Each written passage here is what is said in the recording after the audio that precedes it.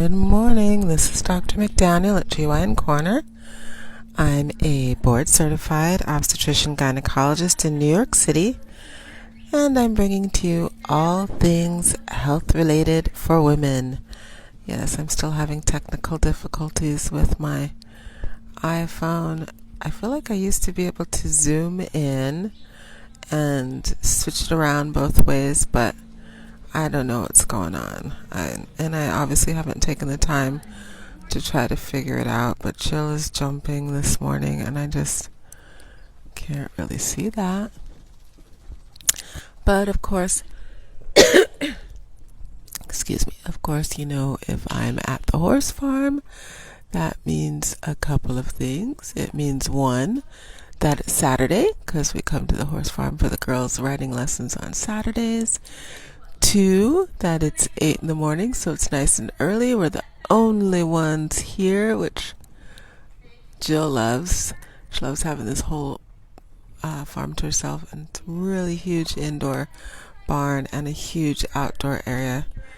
And then 3, it means I'm going to be coughing and such because I have allergies.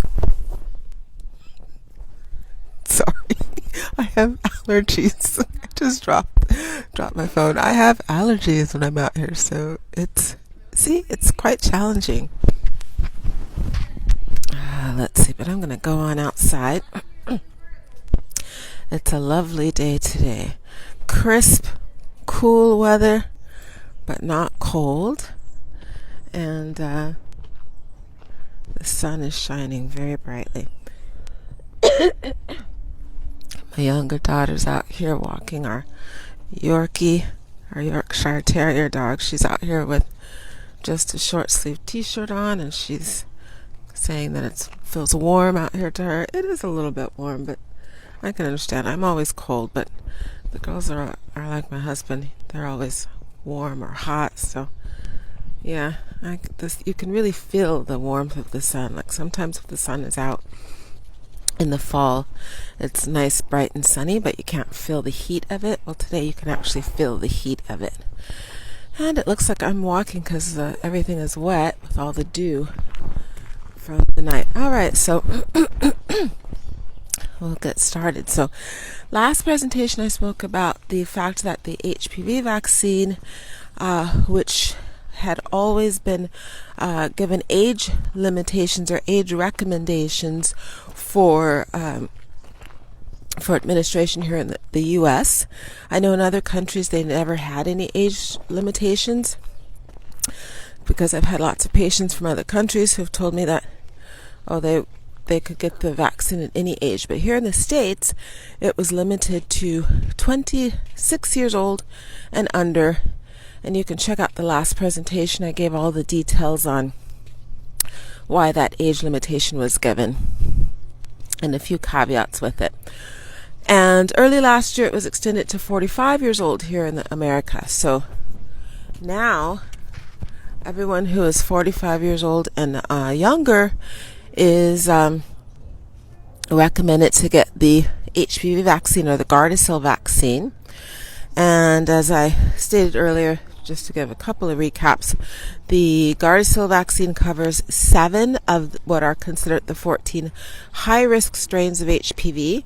And they're considered high-risk because they are the strains that put one at an increased risk of developing severe precancerous changes or cancerous changes of the cervix within a 3-year time frame of infection and activity.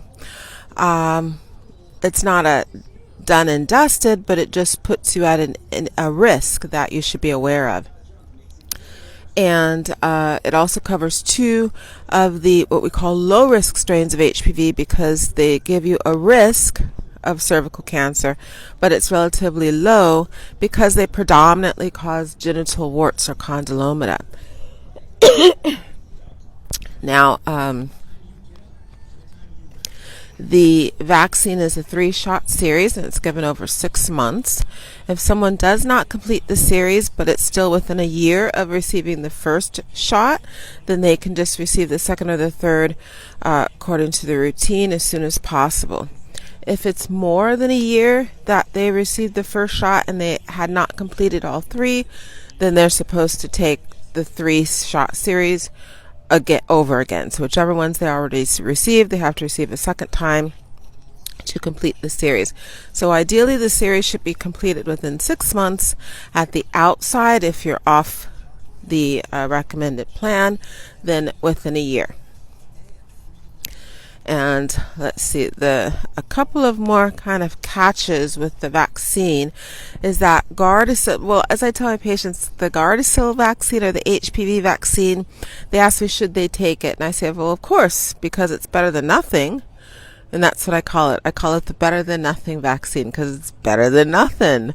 The catch with the vaccine is it's not like every other vaccine that we have available on the market. Excuse me. All the other vaccines, be they measles, mumps, rubella, chickenpox or varicella, hepatitis B, diphtheria, tetanus, all of the other vaccines that we have a blood test associated with them, and that's because we know not everyone who gets a vaccine is going to immediately mount a reaction so not that they're immune to the actual disease.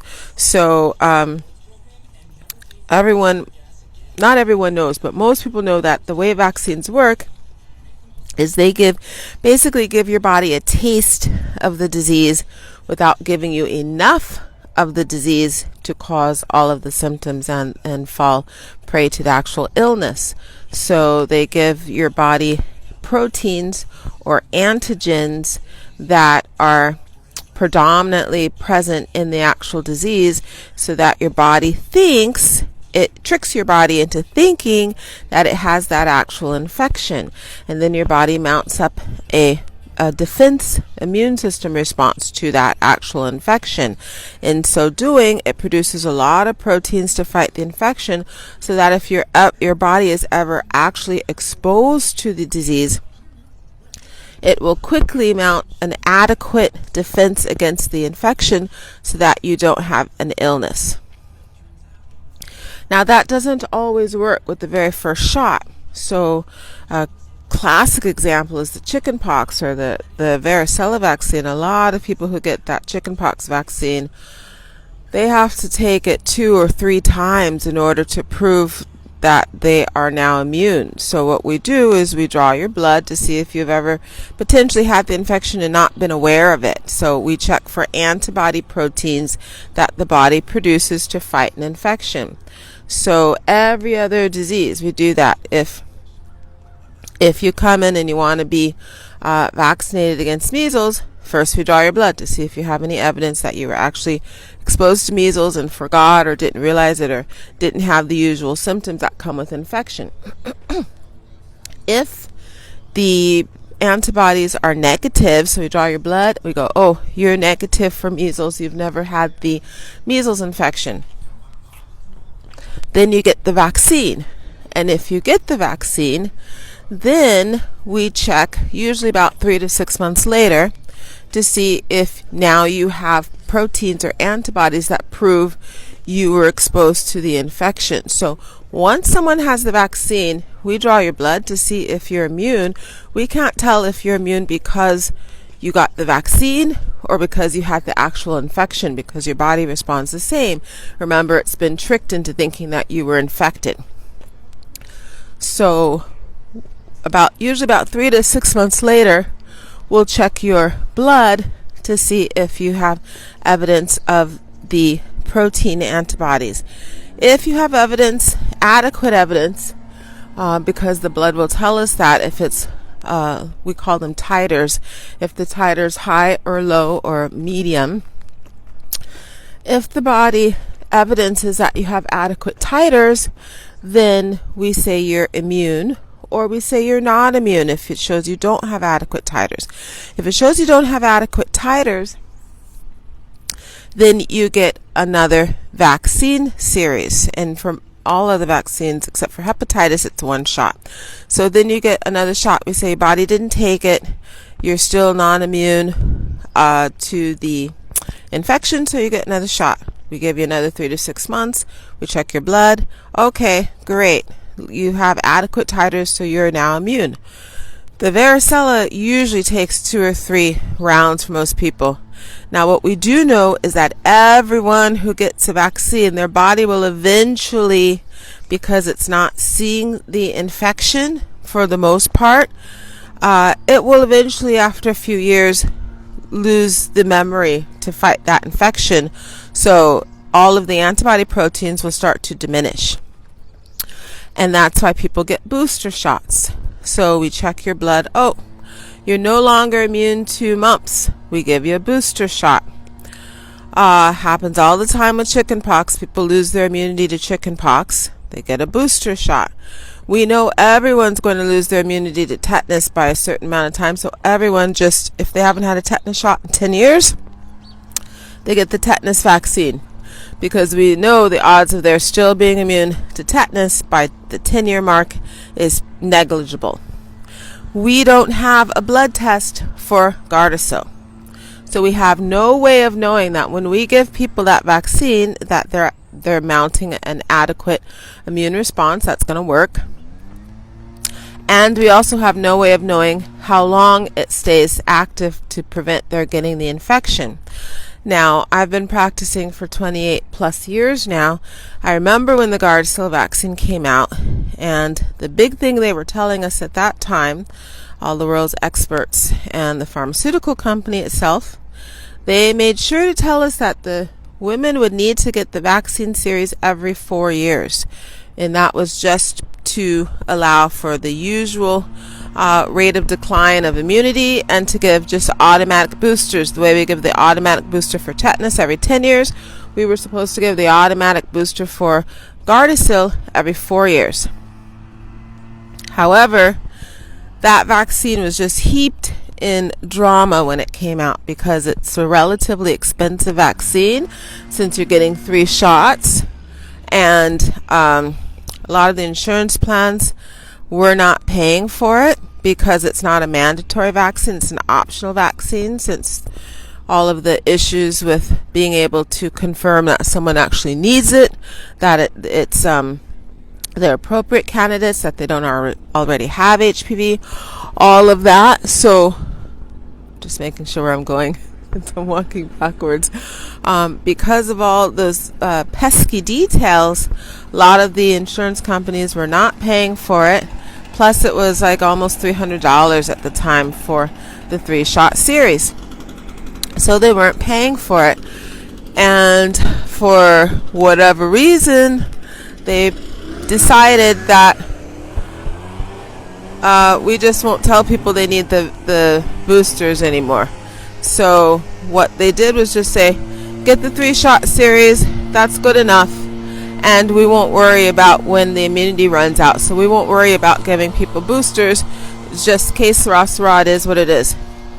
And I went to a medical conference specifically with the topic of HPV and the vaccine and everything as part of the conference, and I asked one of the world's leading experts on HPV, Gardasil, recommendations for management, treatment, the whole 9 yards. It was a big conference a couple of years back, and I went up after his lecture and I said, listen, what about the booster? I remember they told us every 4 years patients were supposed to get the series again for booster. What are we recommending now? What's happened?